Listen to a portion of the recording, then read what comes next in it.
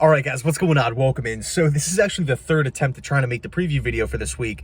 I'm not sure if it's like the universe saying that it's going to be like a bad luck week or something for the Jets, but the first preview video I uploaded on Wednesday, or I went to go upload it on Wednesday, and the video file got corrupted somehow.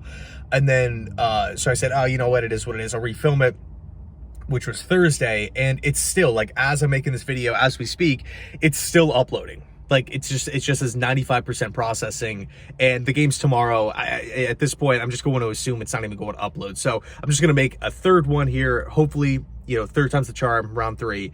Here we go. Falcons at Jets, 1 o'clock Sunday, MetLife Stadium. This is a winnable football game.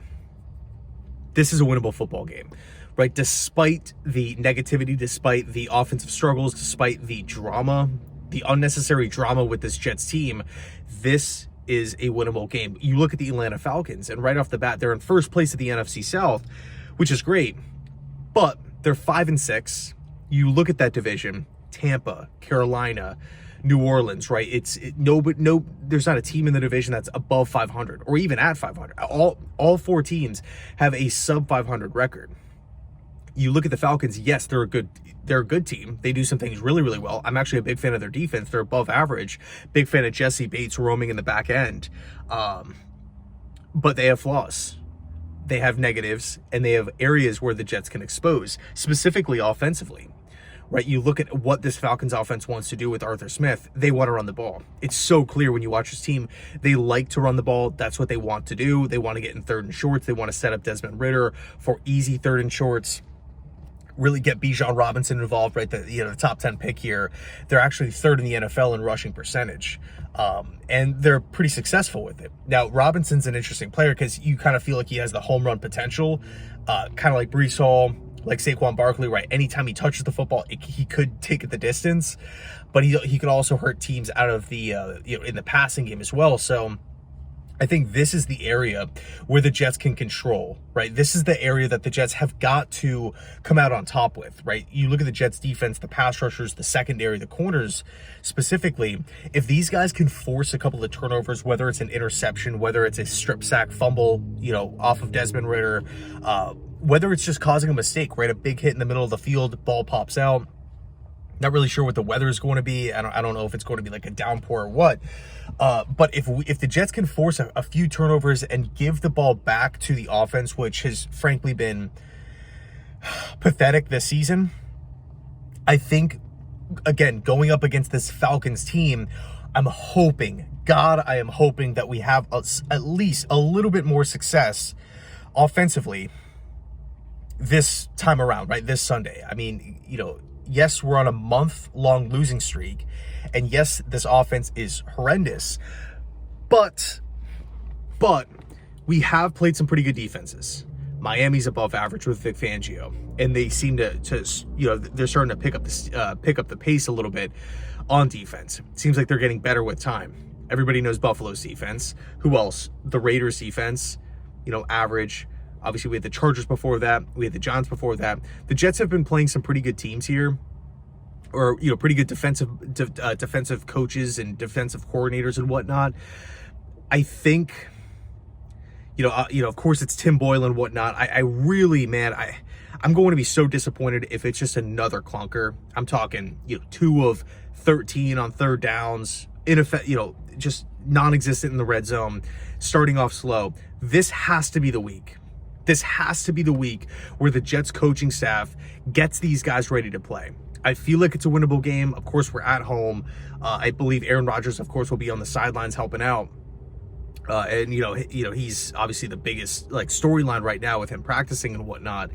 Still going to be taking some time before he's actually the start. The guy. If he even comes back this season. But if the Jets want to right the ship, it starts this week. There's no more time to waste. No more time to waste. We got Houston pulling away, Jacksonville pulling away, Cleveland, Baltimore, Pittsburgh continues to win games, even though they're anemic offensively as well. Did I say Miami and Buffalo?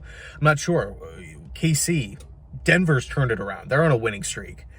Chargers, you can never count them out. Same with the Raiders. This is the AFC is passing us by here. Not to mention the Colts, who are actually in the playoff picture. The AFC is passing us by. If we want to turn this thing around this season or show any sort of life, we have got to win this Sunday. No ifs, ands, or buts about it. If the Jets fall to 4-8, I will be extremely disappointed. I will be extremely, extremely frustrated with this football team. And I mean, because here's another thing too. It's like there's teams in the AFC with less that are doing more. You know, that's what's confusing about the whole thing. We've talked ad nauseum about Joe Douglas being here for years. I mean, brought in 2019. Saleh obviously 2.5 years into his tenure, actually a little bit more than that. We got to see something. If we're 4-8 as a win now football team, it's not going to be fun. Not going to be fun at all. So we're 4-7. We have an opportunity to get back to 5-7. I think our defense will do their thing. I think really the key though, forcing turnovers or just getting Atlanta in a third and long situations all day, because I just don't trust Ritter against the secondary. I just don't. And then, you know, again, as far as our offense goes, we just have to scrap together as many points as possible and really hope, because they have veterans on that defense as well. You got to hope that we don't turn the ball over and give Ritter extra chances to go down, you know, the field on our defense. Although, again, I think us being in MetLife Stadium is really going to help. So I'll leave it there. Let me know your thoughts down below in the comment section. Sorry, this is a shorter preview video. It just, you know, again, it just really feels like the focus for this Jets team is on 2024, which I personally hate. I hate that mindset. I really, really do. But it is what it is. That's just the vibe that a lot of people are getting just from how they're operating in, you know, on social media, how they're operating in press conferences, how they're operating in the lack of moves that this team makes.